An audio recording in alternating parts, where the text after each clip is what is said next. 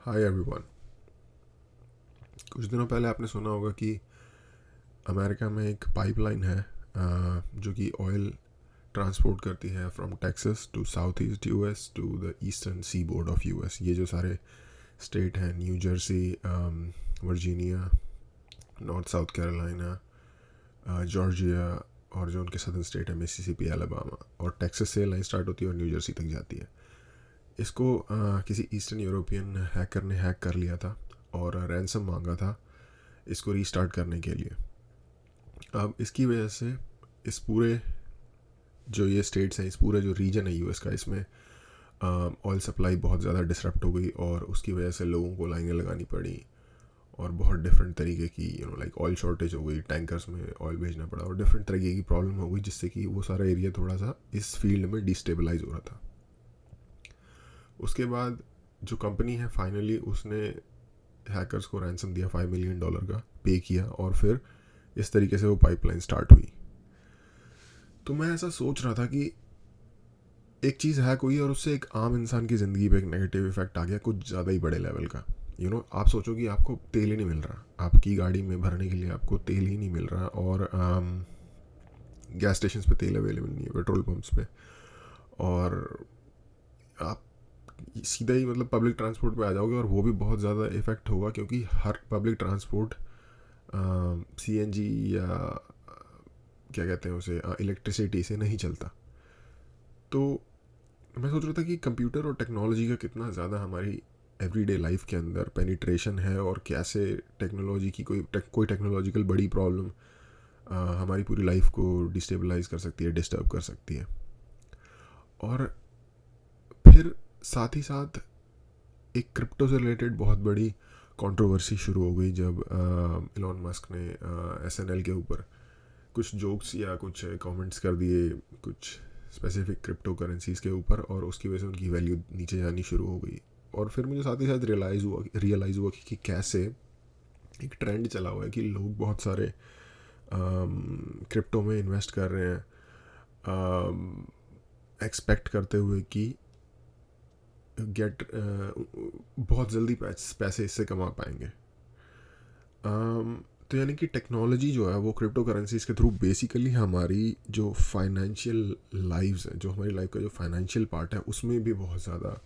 Direct penetration कर रहा है। इनडायरेक्ट पेनिट्रेशन तो पहले भी था, लेकिन अब डायरेक्ट पेनिट्रेशन कर रहा है। और ये जो क्रिप्टो करेंसीज के पीछे जो ये लोगों की फैसिनेशन है, ये पूरी तरीके से अंडरस्टैंडेबल है कि वो बहुत कम टाइम में बहुत ज़्यादा पैसा कमाना चाहते हैं। लाइक एक राइड,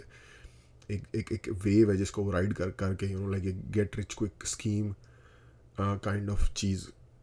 को लाइक कैश इन करना चाहते हैं, एक राइड को कैश इन करना चाहते हैं basically. But get rich quick schemes कभी भी काम की ही नहीं है लाइफ में। कुछ लोग होते हैं जो मौके पे आके फ़ायदा उठा जाते हैं, और ऑफ कोर्स वो लाइक लकी रह जाते हैं, लाइक अपनी लाइफ की गेम खेल जाते हैं, जैसे भी आप उसको बोलना चाहो बोल सकते हो। लेकिन फाइनली बात यह है कि बहुत सारे लोगों का उसमें एंड ऑफ द डे नुकसान ही होता है।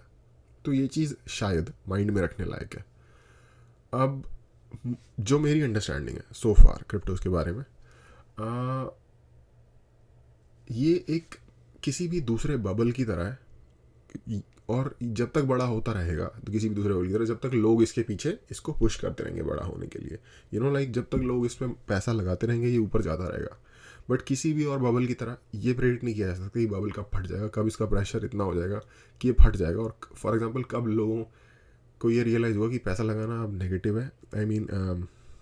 पैसा लगाने में रिस्क है या फिर इसमें खतरा है, और लोग पैसा लगाना बंद कर देंगे और ये रुक जाएगा। तो ये कहा नहीं जा सकता कि ये कब होगा। दूसरी चीज़, क्रिप्टो काम कैसे करता है, जैसे फॉर एग्जांपल बिटकॉइन की बात कर लेते हैं जो कि सबसे फेमस क्रिप्टो है। वो काम करता है एक टेक्नोलॉजी जिसको कहते हैं ब्लॉकचेन, जो कि डेटा स्टोर करता है। टू बी ऑनेस्ट, मैं पर्सनली टेक्निकली ट्रेंड हूँ, लेकिन फिर भी मुझे ब्लॉकचेन पूरी तरीके से समझ में नहीं आता। ठीक है,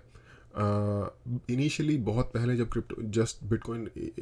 लॉन्च ही हुआ था 2015-16 के टाइम पे, मैंने इसके बारे में पढ़ा था, और उस वक्त मैं ये पढ़ता था कि जो ओरिजिनल लोग हैं जो इस टेक्नोलॉजी से फेमिलियर हैं, इस टेक्नोलॉजी की फील्ड में काम करते हैं, वो मशीन्स खरीदते थे, बहुत बड़ी बड़ी प्रोसेसिंग मशीन्स जो कि बहुत ज़्यादा इलेक्ट्रिसिटी और इंटरनेट यूज़ करती हैं, और डिग करते थे, आई थिंक डिग या माइन है शायद सही वर्ड, माइन करते थे बिटकॉइंस को टेक्नोलॉजी में डेटा माइनिंग एक चीज़ होती है, उसके थ्रू, और उसके थ्रू वो जितनी ज़्यादा माइनिंग करते थे उतने ज़्यादा कॉइन्स उन्हें मिलते थे। उस वक्त बिटकॉइन की कोई बहुत ज़्यादा वैल्यू नहीं थी, आई थिंक शायद कुछ $100 के आसपास वैल्यू रही होगी उस वक्त में। पर फिर भी उस $100 के लिए भी लोग बहुत एक्सपेंसिव, जैसा कि मैंने कहा, डेटा डिगिंग मशीन्स होती हैं, माइनिंग मशीन्स होती हैं, जो कि प्रोसेसर्स होते हैं बेसिकली, सिंपल वर्ड में, वो करते थे। पर इवन दो कि मैंने इसके बारे में शुरू से ही पढ़ना शुरू कर दिया, और मुझे थोड़ी बहुत टेक्नोलॉजी की, प्रोग्रामिंग की अंडरस्टैंडिंग भी है बिकॉज ऑफ माई स्टडीज़, मैं फिर भी इस चीज़ पे कॉन्फिडेंट नहीं हूँ और पूरी तरीके से नहीं समझता कि इसका जो पूरा इकोसिस्टम है वो कैसे काम करता है। तो मुझे इतना पता है कि जो मेजॉरिटी लोग होंगे, मोर देन 95%, उनको भी इसकी जो टेक्निकलिटीज़ हैं, इसके ओवरऑल वर्किंग सिस्टम की समझ नहीं होगी। और अगर आप इकोनॉमिक पॉइंट ऑफ व्यू से देखोगे तो एक किसी भी स्टॉक की तरह है, जितने लोग इस पर कंटिन्यूसली से खरीदते जाएंगे, सप्लाई एंड डिमांड के रूल के थ्रू, ये इसकी वैल्यू बढ़ती जाएगी। बट एक टाइम आएगा जब अपने आप ही लोगों में डर आएगा, वो बबल फूटना होता है, वो जब भी हो सकता है, हम कह नहीं सकते कि वो प्रिसाइजली प्रिडिक्ट नहीं कर सकते हम कि वो कब होगा। तो जब भी होगा तो बहुत सारे लोगों के लगेंगे, ये भी गारंटीड है,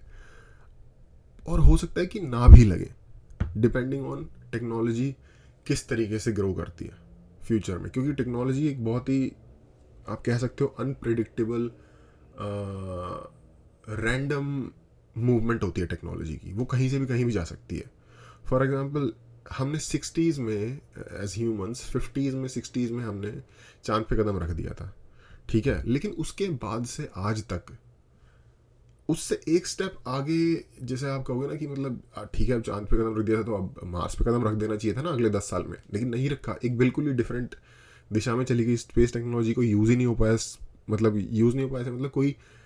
बड़ी डिस्कवरी, कोई बड़ी एक्सप्लोरेशन नहीं हो पाई। हालांकि हम रोवर्स भेज रहे हैं मून के ऊपर, और जब मैं हम कहता हूँ तो मैं पूरी ह्यूमैनिटी को इंक्लूड करता हूँ, हम एज एन इंडियन नहीं, हम एज एन ह्यूमन, क्योंकि अमेरिकन भेज रहे हैं बेसिकली इस टाइम पे। हमने भी चंद्रयान भेजा था बट उन्होंने तो रोवर भेजा था। बट एनीवेज, तो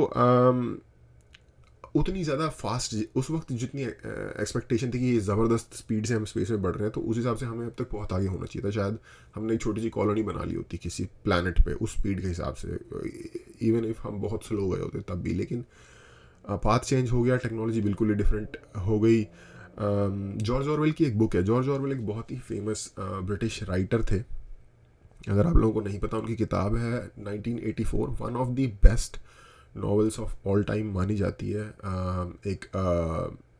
क्या कहते हैं उसे, यूटोपिया नहीं, डिस्टोपिया, एक डिस्टोपिया की पिक्चर उन्होंने सेट की है। डिस्टोपियन बैकग्राउंड में एक उन्होंने बुक लिखी है, एक स्टोरी लिखी है, जो जिसकी इंस्पिरेशन उन्हें सोवियत यूनियन और स्टालिन जो उनके लीडर थे उनसे आई थी। उस बुक का नाम है 1984। वो बुक उन्होंने 1948 में लिखी थी, 48 को रिवर्स करके 84 बना दिया था उन्होंने प्रेडिक्ट किया था कि ऐसा होगा 1984 में। मैंने वो बुक पढ़ी और मैं बहुत तगड़ा फैसिनेट हुआ उस बुक से। उस बुक का एक बहुत बड़ा पार्ट ये है कि उन्होंने अपने टाइम से 84, 34 और 36 ईयर बाद की टेक्नोलॉजी प्रेडिक्ट की कि ऐसी टेक्नोलॉजी चल रही होगी, ऐसी ऐसी चीज़ें काम करती होंगी, कम्युनिकेशन इस तरीके से होगा, कैमरा ये वो फलाना ढिमकाना। 1948 में जब उन्होंने किताब लिखी 1984 के टाइम के बारे में। अब अगर आप उस बुक को पढ़ोगे तो आपको लगेगा कि हाँ बहुत अच्छी है, बहुत ही इमेजिनेशन बहुत ही ज़्यादा, आप कह सकते हो कि ब्रिलियंट है। लेकिन चीज़ें उस तरीके से टर्न आउट नहीं हुई जैसी उन्होंने 48 में 84 के बारे में प्रेडिक्ट की थी। मैं उस पार्ट की बात नहीं कर रहा जो उन्होंने डिस्टोपिया की बात की थी, मैं टेक्नोलॉजिकल एडवांसमेंट्स के बारे में बात कर रहा हूँ। तो अगेन ये मेरा एक एग्जांपल था ये समझाने का कि टेक्नोलॉजिकल एडवांसमेंट किस दिशा में होंगी, कितनी स्पीड से होंगी, उनका स्कोप कितना होगा, ये प्रेडिक्ट करना एक इम्पॉसिबल टास्क है, बहुत ही अनप्रेडिक्टेबल है टेक्नोलॉजी, इन सिंपल वर्ड्स। तो हम कुछ नहीं कह सकते, क्या पता ये बहुत ज़्यादा बूम भी हो जाए क्रिप्टो करेंसीज, क्या पता पूरी ह्यूमन सिविलाइजेशन ही मूव कर जाए क्रिप्टो करेंसी पे, ऐसा भी हो सकता है। लेकिन ऐसा भी हो सकता है कि ये पूरी तरीके से फ्यूचर में जाके डिफरेंट रीजंस की वजह से ऑब्सोलीट हो जाए, ठीक है। तो मेरा कहने का सिंपल मतलब ये है कि आप अपनी होप्स और अपना वो पैसा जो आपके लिए ज़रूरी है, अगर आप क्रिप्टो के बारे में सोच रहे हो तो मत लगाओ उसके ऊपर। अगर आपके पास इतना पैसा है जो अगर आप लूज़ कर देते हो और आप किसी ट्रबल में नहीं आओगे उसे लूज़ करने के बाद भी, सिवाय इसका कि यार मेरे पैसे डूब गए, बट यस आपके पास अपना घर है, छत सर पे छत है, फैमिली को प्रोवाइड कर पा रहे हो, हर कुछ अफोर्ड कर पा रहे हो, लाइफ जनरली जी पा रहे हो उस पैसे को लूज़ करके भी। तो बेसिकली जो आपके पास एक्स्ट्रा पैसा है वो अगर आप पर्सनली लगाना चाहते हो, एक एक राइड जो आपको दिख रही है कि फ्यूचरिस्टिक टाइप की है और जिसमें कि आप चाहते हो कि मैं थोड़ा सा अनसेफ खेल लूँगा और मैं इस राइड को, इस वेव को राइड करके लाइक काइंड ऑफ जंप मार सकता हूँ एक इकोनॉमिकल इसका यूज़ करते हुए, आप एक रिस्क लेना चाहते हो, रिस्क टेकर नेचर है आपका, जो कि होना भी चाहिए, उसके साथ कोई बुरी बात नहीं है, एज लॉन्ग एज कि आपके पास रिसोर्सेज हों उस रिस्क के वेंचर को सपोर्ट करने के लिए, तो आप उसको ज़रूर करो। आपके पास एक्स्ट्रा पैसे हैं, अपना दिमाग लगाओ, अच्छी तरीके से चीज़ों को देखो, एनालाइज करो, हो सकता है तो किसी की सहायता भी लो, जो भी फाइनेंशियल या फाइनेंशियल एडवाइज़र हैं या टेक्निकल एडवाइज़र हैं इस फील्ड में। और मान लो आप एक स्टूडेंट हो, एक कॉलेज स्टूडेंट हो, और आपके पास 5,000 रुपये एक्स्ट्रा पड़े हैं, जो कि आपने कुछ पैसे सेव किए थे, जो आपको पॉकेट मनी मिलती थी या आपने इधर उधर ट्यूशन पढ़ा के 5,000 रुपये इकट्ठे कर लिए, जो कि 5,000 रुपये कोई बड़ा अमाउंट नहीं होता आज के दिन में, और आपके पास वो एक्स्ट्रा है और आप सोच रहे हो कि नहीं यार ये मैं लगाता हूँ, देखते हैं कहाँ जाएगा, अगर डूब भी गया तो कोई बात नहीं, क्या फर्क पड़ता है, लेकिन अगर हिट हो गया तो भाई मेरे तो मज़े आ जाएंगे, लाइक दैट, तो आप कर लो, नो प्रॉब्लम। ऐसे ही अगर आप कोई फैमिली मैन हो और आपने थोड़े से पैसे सेव किए हुए हैं जिसकी आपको मतलब जैसा कि मैं कह रहा था, लूज़ कर दोगे तो कोई प्रॉब्लम नहीं होगी, तो कर दो इन्वेस्ट, नो प्रॉब्लम। लेकिन अपनी होप्स कि ओके मैंने ये पैसे इन्वेस्ट कर दिए हैं और अब ये जाएंगे ही, और ये आपको फ्यूचर की किसी मुसीबत से बचा लेंगे या फ्यूचर में आपकी फैमिली को सेट कर देंगे, इस तरीके की होप्स और इस तरीके का पैसा जो कि ज़रूरी है आपके बच्चों की कॉलेज फीस के लिए, या फिर आप अगर स्टूडेंट हो तो आपकी कॉलेज फीस के लिए, जैसे कि आपको घर से पैसे मिल रहे हैं आपके खर्चे के लिए, आप वो लगा दो, तो ऐसा मत करो, क्योंकि ये हो जाएगा अपनी एग्जिस्टेंशियल जो ज़रूरतें हैं आपकी, उसकी जो आपकी सप्लाई है उसको रिस्क पे डाल देना। खेलना हमेशा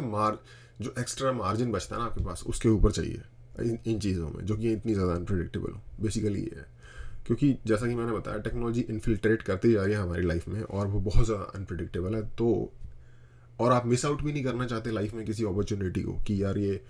एक बहुत बढ़िया चीज़ हो रही थी, अगर मैं ये कर देता तो आज मैं इतना अमीर होता। फॉर एग्जांपल बहुत सारे लोग ये सोचते हैं जिनको बिटकॉइन के बारे में पता था, इंक्लूडिंग मी, मैं भी यही सोचता हूँ कि यार काश मैंने खरीद ली होती बिटकॉइन 2015 में, मैं खरीद सकता था इतने और आज मैं इतना अमीर होता, लेकिन मैं नहीं किया, बट